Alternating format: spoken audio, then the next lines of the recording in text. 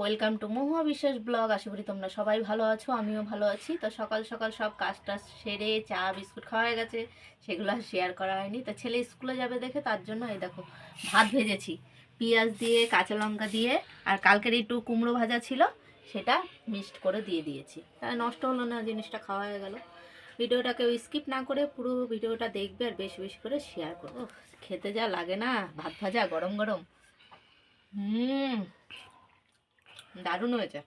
জল বসিয়ে দিয়েছি, চাল ধুয়ে নিয়ে আসলাম, সব সবজিগুলো কেটে ধুয়ে নিয়ে এসেছি। এটা হচ্ছে বেতের শাক রান্না করব।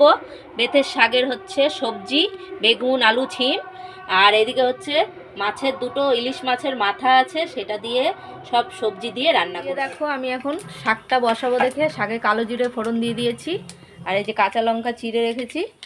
তো সবজিগুলো আগে দেব। এই যে এইদিকে ভাত বসিয়ে দিয়েছি, এই যে চালটা ধুয়ে দিয়ে দিয়েছি একবার। এই যে এখনও ফুটিনি, ফুটুক ততক্ষণ আমি ঢাকা দিয়ে দিই। আর এদিকে এই যে সবজিগুলো, যেহেতু শাকটা আগে করব দেখে সবজিটা আগে দিয়ে দেবো। তো দিয়ে দিলাম সবজিগুলো, সবজির সাথে সাথে কাঁচা লঙ্কাগুলোও দিয়ে দেবো। কাঁচা লঙ্কাগুলো জানো না প্রচণ্ড ঝাল,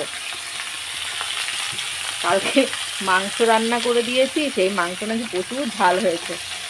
যাই হোক, আমরা একটু ঝালই খাই, ঝাল ঝাল হলে তো ভালো লাগে খেতে।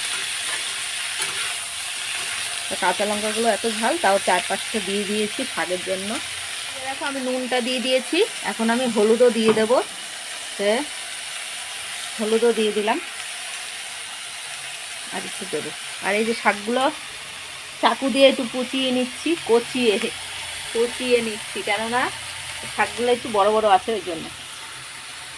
আর বেথের শাক কুচাতেও লাগে না, আমি তো কড়াইতেই ঘুটে দিই। সবজিগুলো ভাজার পরে দিয়ে দিলাম শাকগুলো যেহেতু আমি কুচিয়ে নিয়েছিলাম, এই যে পরিষ্কার করে নিলাম জায়গাটা, তাই সব দিয়ে দিয়েছি। আর এখনও ভাত উতলাইনি, এই উতলাবে, ফেনা ফেনা উঠেছে। তা এখন শাকটা আমি নাড়া দিয়ে দেবো। এই যে সব সবজিগুলো দেবো, তো তা নাড়াচাড়া সব শাকগুলো মজে এসছে, আর এদিকে ভাতও উতলিয়ে গেছে। আর শাকটা হয়ে গেলে আমি এই যে সবজিটা রান্না করব মাছের মাথা দিয়ে। তো মাছের মাথাটা বের করে নিয়ে আসি ফ্রিজে। দেখো শাকটা আমার হয়ে গেছে, আর এইদিকে আমি মাথাগুলো ভাজা বসিয়ে দিয়েছি। ইলিশের দুটো মাথা ছিল, আর ভাত এখনো হয়নি, হচ্ছে। সব সবজি দিয়ে করব। আর আজকে মাইকের প্রচণ্ড আওয়াজ হচ্ছে, কেননা কীর্তন হচ্ছে, তাই তো? কীর্তন না, তাহলে হিন্দু সম্মেলন, হয়তো হিন্দু সম্মেলন হচ্ছে। মাথাগুলো ভেজে তুলে নিয়েছি, আর 5 ফোড়ন দিয়ে সবজিগুলো দিয়ে দিলাম। ভাত হয়ে গেছে, ভাতটা এখন নামাবো। গ্যাসটা নিভিয়ে দিলাম, এটা ভাত হয়ে গেছে। আর তরকারিটা একটু নাড়াচাড়া দেবো। এর মধ্যে দেবো হচ্ছে একটু জিরের গুঁড়ো আর কাঁচা লঙ্কা চিড়ে দেবো। সবজিগুলো ভাজার পরে দিয়ে দিলাম জিরের গুঁড়ো, হলুদ গুঁড়ো আর নুন, আর দেবো হচ্ছে কাঁচা লঙ্কা। এই দেখো কাঁচা লঙ্কাগুলো ঝাল, তাও 4-5টা দিয়ে দেবো, একদম ঠিক হয়ে যাবে।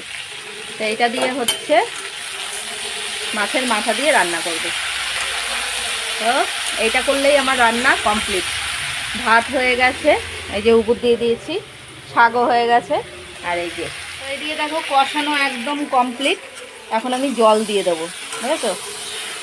কষানো হয়ে গেছে, শুধু জিরের গুঁড়োই দিয়েছি আর কাঁচা লঙ্কা ছিঁড়ে।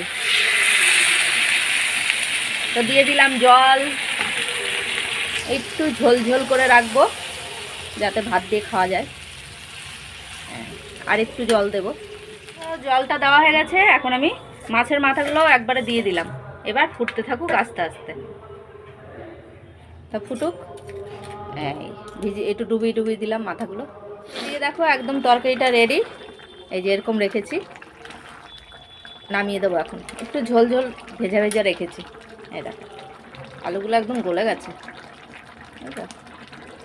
তা এখন নামিয়ে দেবো।